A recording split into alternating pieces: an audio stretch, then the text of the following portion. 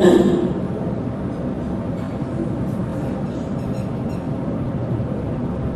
الله الرحمن الرحيم. الحمد لله وكفى وسلام على عباده الذين اصطفى. أما بعد فأعوذ بالله من الشيطان الرجيم. بسم الله الرحمن الرحيم. يا أيها الناس اتقوا ربكم الذي خلقكم من نفس واحدة وخلق منها زوجها وبث منهما رجالا كثيرا ونساء واتقوا الله الذي تساءلون به والأرحام إن الله كان عليكم رقيبا. صدق الله مولانا العظيم. عزیز دوستوں بزرگوں، آج یہ نکاح کی تقریب ہے اور اس مجلس اور اس تقریب میں نکاح کے عنوان پر کچھ باتیں آپ کے سامنے پیش کر رہا ہوں۔ حق تعالیٰ شاہ نے جب اس کائنات کو پیدا کرنے کا ارادہ فرمایا تو سب سے پہلے اس کائنات میں انسان حضرت آدم علیہ السلام ہے۔ اللہ تعالیٰ نے حضرت آدم علیہ السلام کو پیدا فرمایا۔ حضرت آدم علیہ السلام جب اللہ کے یہاں اللہ کی بارگاہ میں رہ رہے تھے، حضرت آدم علیہ السلام کو ضرورت کا احساس ہوا اور آپ کو بے بسی کا احساس ہوا کہ میں اکیلا ہوں اور مجھے کچھ ضرورت چاہیے۔ اس کے بعد حق تعالیٰ شاہ نے حضرت حوا علیہ السلام کو پیدا فرمایا۔ دنیا میں اگر کسی آدمی کے پاس کتنا ہی مال و دولت آ جائے اور دنیا کے کتنے ہی اسباب آ جائیں، لیکن اگر بیوی نہیں ہے، عورت نہیں ہے، تو یاد رکھیں یہ سارے اسباب بیکار ہیں۔ اگر کسی عورت کے پاس دنیا کی ساری املاک جمع ہو جائے، ساری چیزیں جمع ہو جائے اور اس عورت کے لیے کوئی شوہر نہیں ہے، کوئی مرد نہیں ہے، تو یاد رکھیں اس عورت کی زندگی بھی بیکار ہے۔ دنیا کی زندگی یاد رکھیں میاں اور بیوی سے چلتی ہے، اللہ نے یہ نظام بنایا۔ تو حضرت آدم علیہ السلام جب اللہ کی بارگاہ میں رہ رہے تھے تو آپ اکیلے پر محسوس کر رہے تھے کہ میں اکیلا ہوں اور مجھے کسی کی ضرورت ہے، اس لیے کہ حق تعالیٰ شاہ نے انسان کے اندر جنسی تقاضے کو رکھا۔ اس جنسی تقاضے کو پورا کرنے کا جذبہ آپ کے اندر مچل رہا تھا کہ اس جذبے کو کہاں پورا کیا جائے۔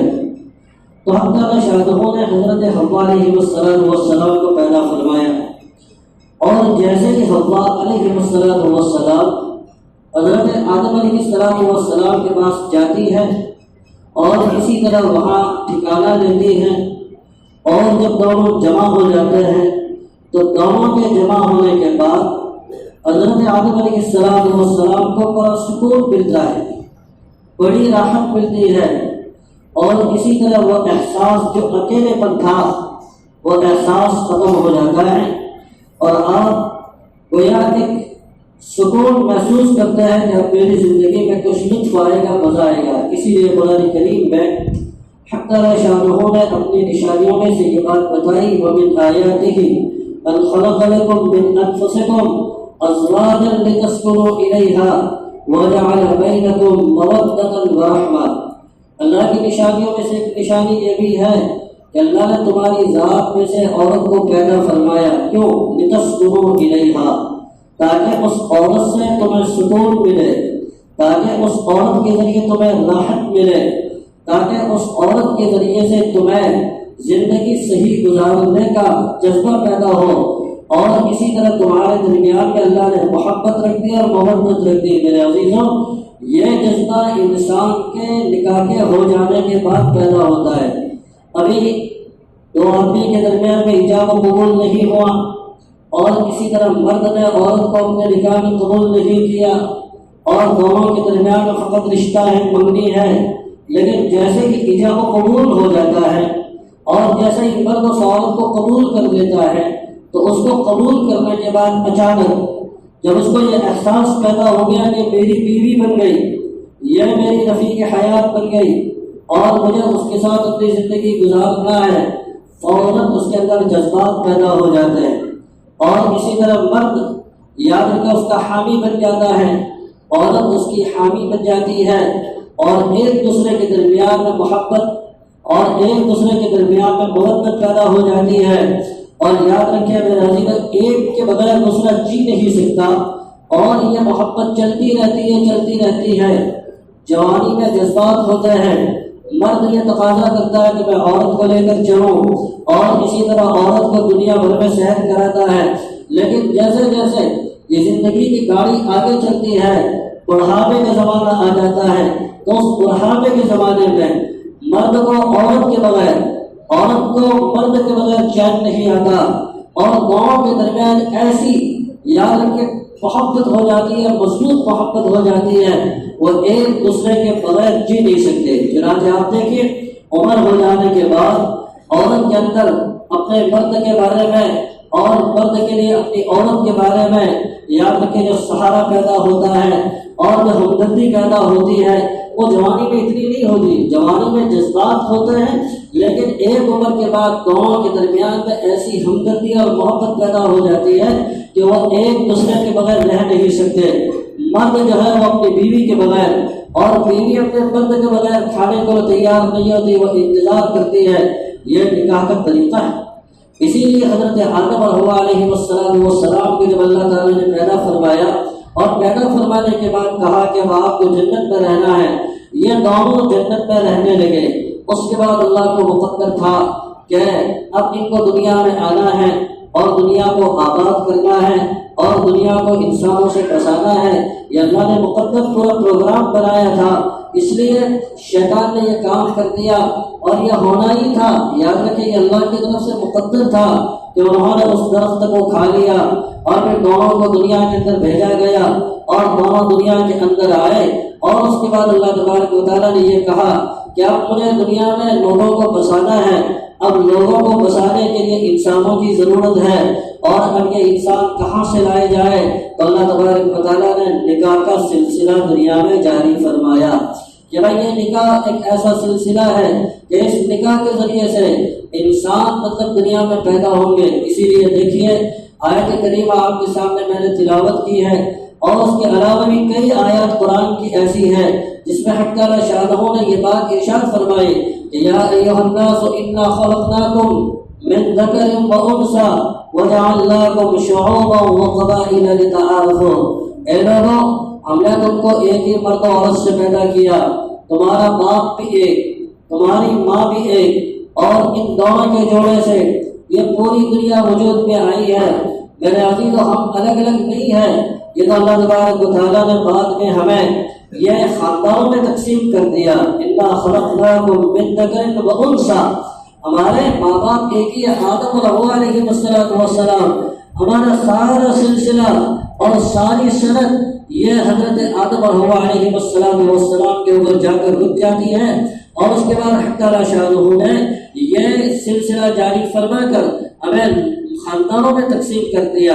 اللہ فرماتے ہیں کہ ہم نے تم کو مرد و عورت سے پیدا کیا، وجعلناکم شعوبا، اور ہم نے تم کو خاندانوں میں تقسیم کر دیا، یہ خاندان، یہ خاندان، یہ خاندان، یہ خاندان، اور یہ خاندان کیوں تقسیم کیا؟ لتعارفوا، ایک دوسرے کے پہچان کے لیے۔ اس لیے میرے عزیزوں، خاندانیت پر کبھی گھمنڈ مت کرنا کہ میں بڑے خاندان کا آدمی ہوں، یا فلاں خاندان کا آدمی ہوں، یا فلاں خاندان سے میں تعلق رکھتا ہوں۔ خاندانیت کوئی چیز نہیں، خاندانیت کوئی چیز نہیں ہے۔ اللہ نے خاندانوں کو اس لیے پیدا کیا، خاندانوں کو اس لیے بنایا تاکہ پہچان ہو کہ یہ فلاں قبیلے سے ہے، فلاں خاندان سے ہے، یا فلاں مطلب قبیلے سے تعلق رکھنے والا ہے۔ اللہ نے خاندانوں کو تعارف کے لیے، شناخت کے لیے، پہچان کے لیے پیدا فرمایا ہے۔ اللہ کے یہاں اعتبار کس کا ہوگا؟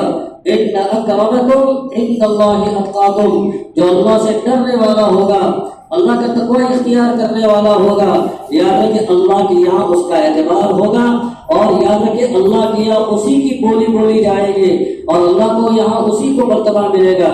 چنانچہ آپ دیکھیں حضرت بلال حبشی رضی اللہ تعالیٰ عنہ، حبشہ کے رہنے والے، پورے کالے کلوٹے، اور اسی طرح کوئی خوبصورتی آپ کے اندر نہیں ہے، لیکن کیا تھا؟ ایمان۔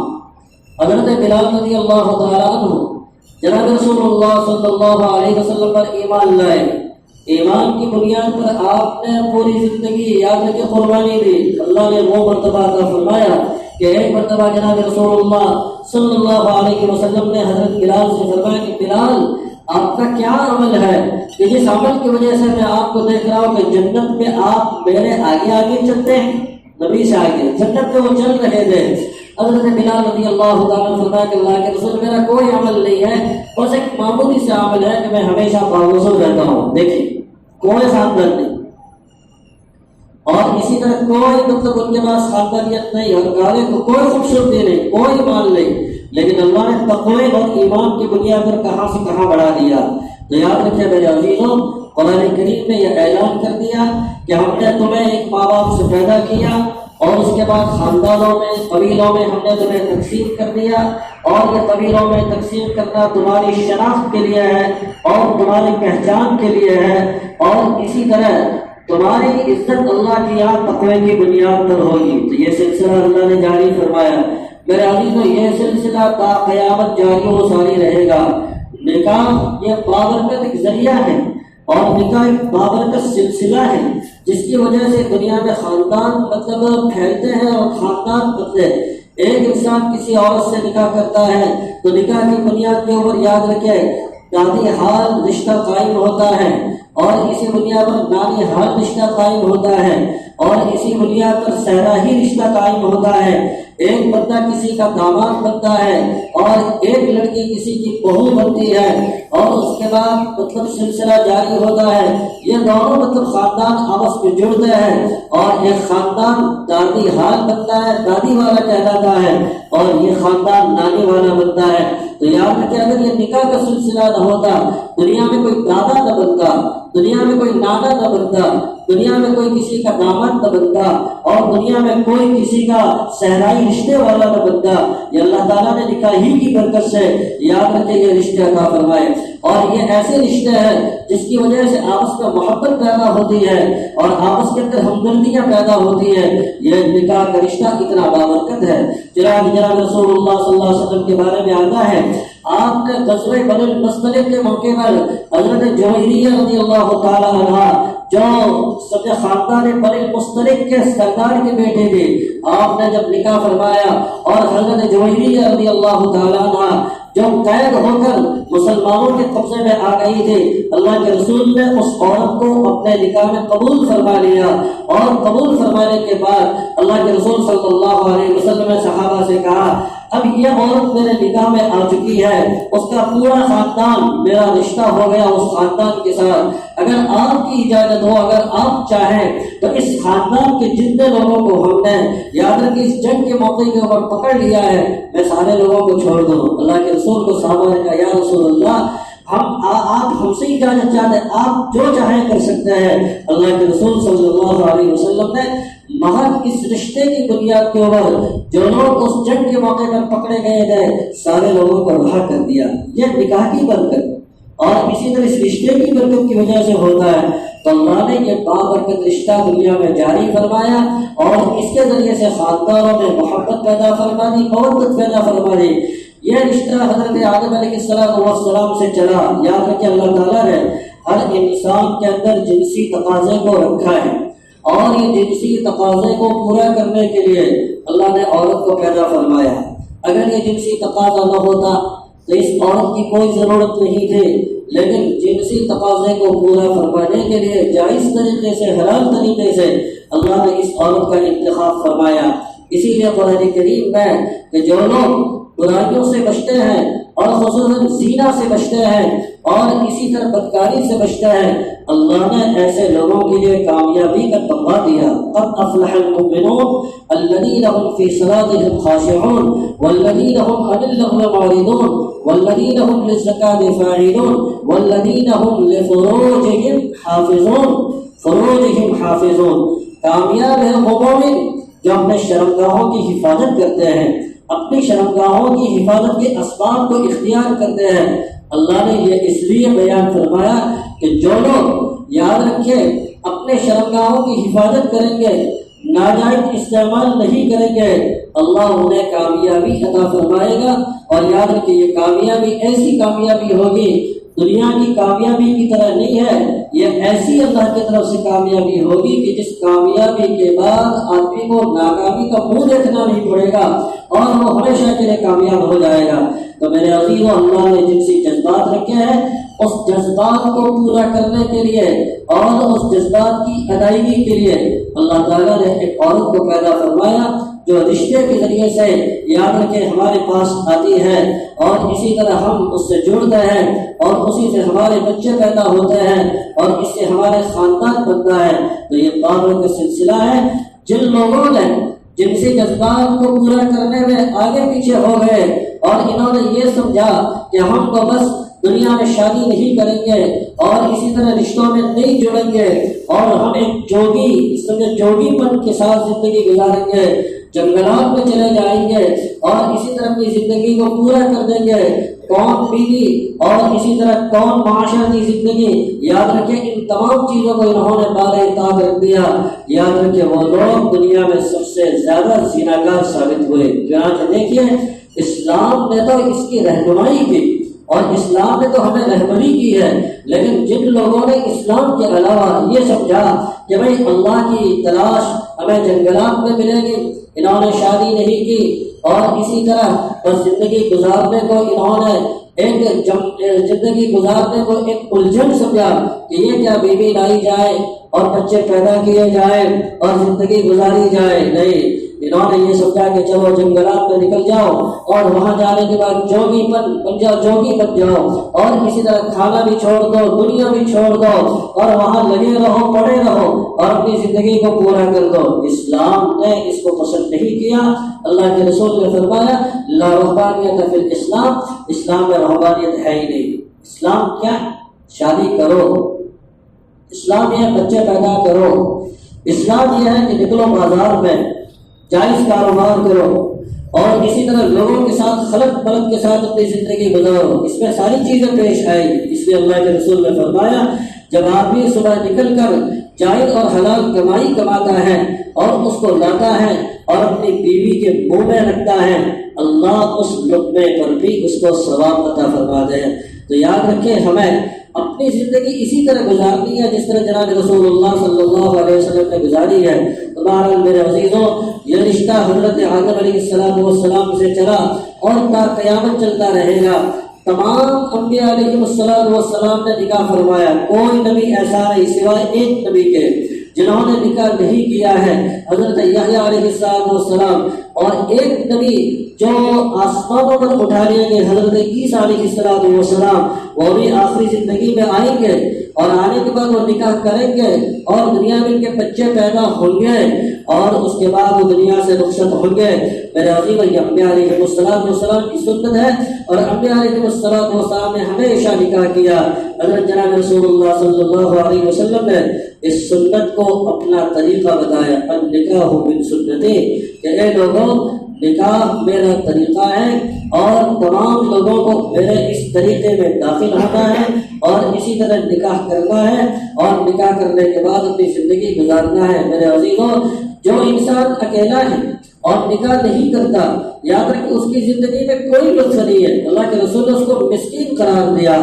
وہ عورت جو نکاح سے دور رہتی ہے اور اس نکاح کو جھمیلا سمجھتی ہے کہ اب نکاح میں پڑھنا نہیں چاہتی اور نکاح میں نہیں کروں گے، اللہ کے رسول نے اس عورت کو مسکینہ قرار دیا کہ یہ مسکین ہے اور یہ مسکینہ ہے، اور اسی طرح ان کا ایمان بھی ہم نے نصف قرار دیا، آدھا قرار دیا کہ ان کا ایمان بھی آدھا ہے، نصف ہے۔ اس لیے عزیزوں یہ نکاح اللہ کی طرف سے ایک بابرکت چیز ہے اور اسی طرح اس سلسلے میں جڑنا چاہیے۔ حضرت جناب رسول اللہ صلی اللہ علیہ وسلم نے کہا فرمایا اور پھر آپ صلی اللہ علیہ وسلم نے اپنی امت کو آسان اور اچھے مسنون طریقے پر نکاح کرنے کی آپ نے امت کو ترغیب فرمائی۔ دیکھیے جناب رسول اللہ صلی اللہ علیہ وسلم نے خود 11 نکاح فرمائے اور آپ کا جب انتقال ہوا تو 9 عورتیں آپ کے عقد میں موجود تھی اور اسی طرح آپ نے 4 بیٹیوں کا نکاح کروایا، لیکن کتنی سادگی کے ساتھ، کتنی آسانی کے ساتھ آپ نے نکاح فرمایا۔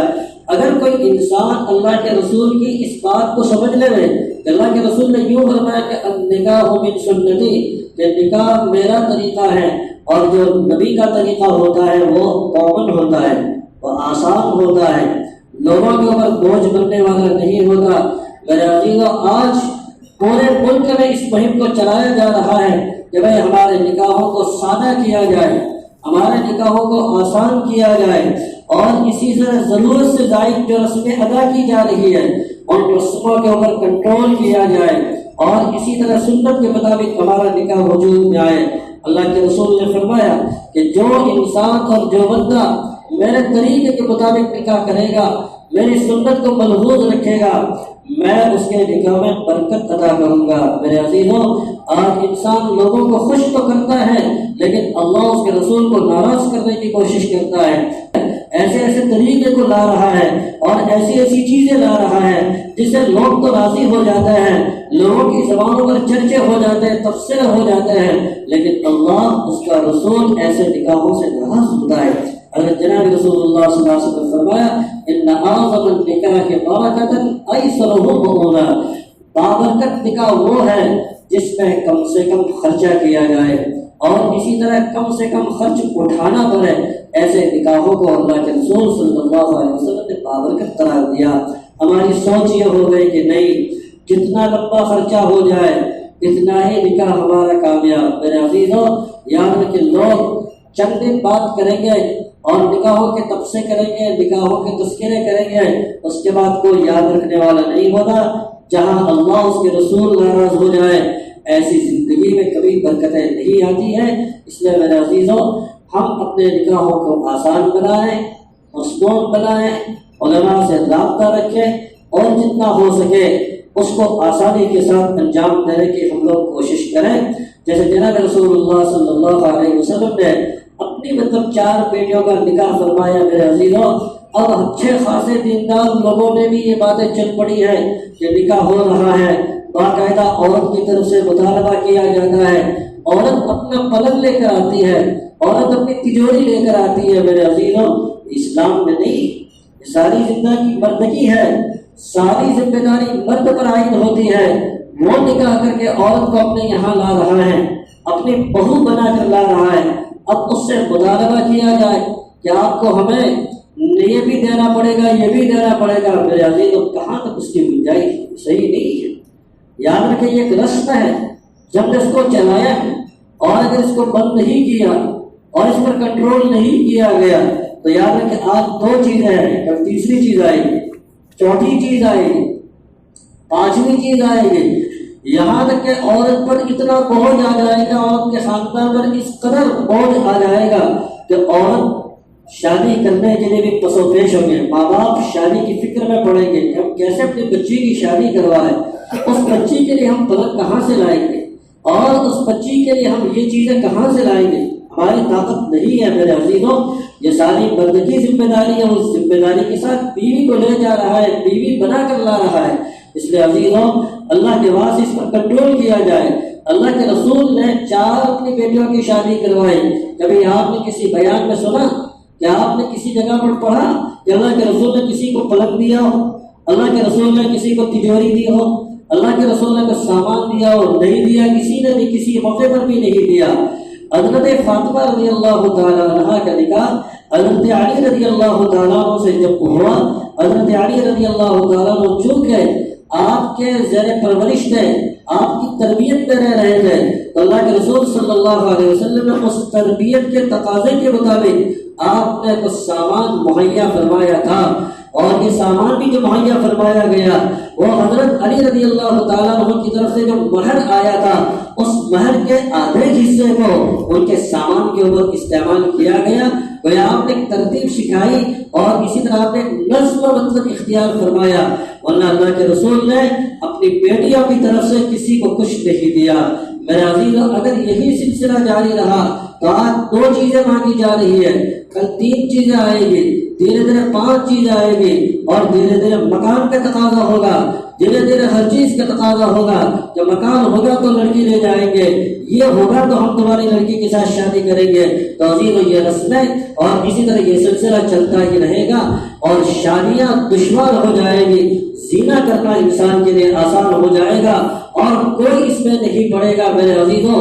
اور یاد رکھیے نکاح کی جو عصمت ہے وہ عصمت ختم ہو جائے گی۔ جیسے یورپی معاشرے میں نکاح کی کوئی عصمت نہیں ہے اور وہاں پر آپ کو 70-80% بچے ایسے ملیں گے جو بے نکاح ہیں، جو زنا کی اولاد ہے، ان کے لیے عورت کا کوئی تصور نہیں ہے کہ یہ بیوی ہے یا اسی طرح یہ ہمارے گھر کی خادمہ ہے، کوئی تصور آج یورپ کے کلچر میں نہیں ہے۔ اللہ نہ کرے اگر ہم مسلمانوں نے بھی یہ طریقے اختیار کر لیے، سنت طریقے سے ہم ہٹ گئے، اللہ کے رسول کی تعلیمات سے اپنے ہاتھ دھو دیا، تو کہیں ایسا نہ ہو کہ وہ دور ہمارا بھی آ جائے جس کا عورت کی کوئی عصمت نہیں ہوگی۔ اور یاد رکھیں اسی جگہ نکاح کیا جائے گا جہاں سے خوف ہمیں ملے گا، ایسی لڑکیوں کو لایا جائے گا۔ ان لڑکیوں کو کیا ہوگا جن کے پاس کچھ نہیں ہے اور جن کے پاس وہ انتظام نہیں ہوتا، ان لڑکیوں کا کیا ہوگا میرے عزیزوں؟ آج ہمارے شہر کو اتنا دیندار سمجھا جا رہا ہے، آج ہمارے شہر کو دین کی لیول کے اوپر ایک عظمت دی جا رہی ہے، آج ہمارے یہاں ہی ایسا ہوگا کیا میرے عزیزوں؟ دین اسی کا نام ہے کہ ہم مسجد میں آ کر اور اسی طرح مصلی پر آ کر پہلی صف میں نماز پڑھنے اور ظاہری دینی لباس پہننے، اسی کا نام دین ہے؟ اے میرے عزیزوں اس کا نام دین نہیں ہے۔ دین نام ہے 5 شعبوں کا، ہمارا عقیدہ اسلامی ہو، ہماری معاشرت اسلامی ہو، ہمارے معاملات اسلامی ہو، ہمارے اخلاق اسلامی ہو، ہمارا رہن سہن اسلامی ہو، یہ ساری چیزیں اسلامی ہو تب جا کر آپ کی دیندار بنتا ہے۔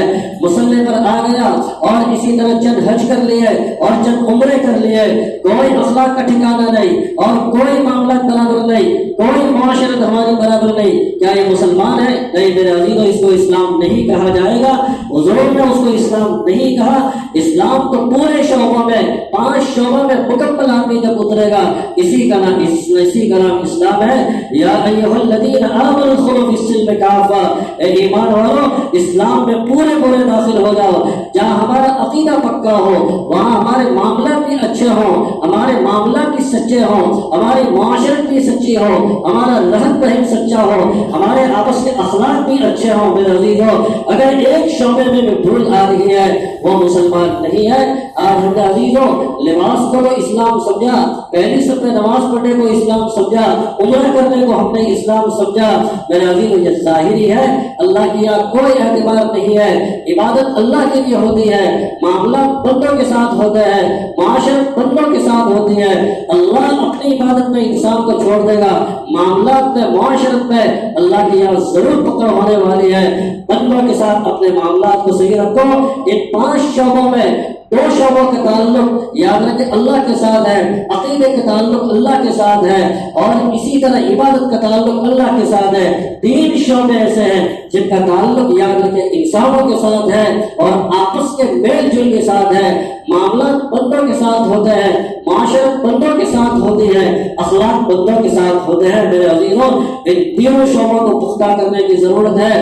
آج کو ہمیں ایک انسان نظر آتا ہے جو لباس کے اندر ہے اور پہلی صف میں نماز پڑھتا ہے اور تہجد گزار ہے، معاملات برابر نہیں، اس کی معاشرت برابر نہیں، اس کا رہن سہن برابر، اس کے اخلاق برابر نہیں ہے۔ یہ ہزاروں تہجد لے کر اللہ کے یہاں جائے گا، یہ ساری تہجدیں اس کے منہ پر مار دی جائیں گے۔ اللہ کہے گا تیری تہجد کی کوئی ضرورت نہیں ہے، تیری تسبیحات کی کوئی ہمیں ضرورت نہیں ہے، تیرے ظاہری عبادت کی کوئی ہمیں ضرورت نہیں ہے۔ ہمارے پاس تو وہ لاؤ، تمہارے معاملات کیسے ہیں، تمہارے تمہارے اخلاق کیسے ہے، تمہاری معاشرت کیسی ہے، تو اچھے پڑھتے ہو، تمہارا تعلق اپنی بیوی کے ساتھ کیسا ہے، اپنے اولاد کے ساتھ تمہارا تعلق کیسا ہے، اللہ کے یہاں یہ پوچھا جائے گا۔ تمہارا کاروبار کیسا ہے، اللہ کے یہاں یہ گا، اللہ کے یہاں ظاہر کا اعتبار نہیں ہوگا۔ اس لیے میرے عزیزوں اپنے اسلام و ایمان کو پختہ کرو اور ان باتوں پر دھیان رکھو۔ جہاں ہمارا عقیدہ درست ہے، جہاں ہماری عبادت صحیح ہے، وہاں ہمارے معاملات بھی درست ہو، ہماری معاشرت بھی درست ہو۔ یہ نکاح ہم بیوی کو اپنے گھر میں لائیں، اس کا تعلق معاشرے کے ساتھ ہے، بیوی کو کیسے رکھنا ہے اور کیسے اس کو بیوی بنا کر اپنے گھر میں رکھا جائے، عزیز کی تعلیم کی ہمیں ضرورت ہے، اس کو ہمیں سمجھنے کی ضرورت ہے۔ کیوں بیوی ہم سے ناراض ہو جاتی ہے، ہم کیوں بیوی سے ناراض ہوتے ہیں، کیا فلسفہ ہے، کیا وجوہات ہے، عزیز اس کو سمجھنے کی ضرورت ہے ہمیں۔ اللہ تعالی ہمیں ان چیزوں کو سمجھنے کی اور اسی طرح اس پر عمل کرنے کی توفیق عطا فرمائے۔ بس اسی پر میں اپنی بات کو ختم کرتا ہوں۔